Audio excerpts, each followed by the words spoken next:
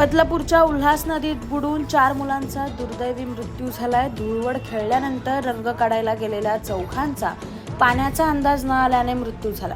4ही जण चामटोली जवळील पोद्दार गृहसंकुलात राहणारे होते।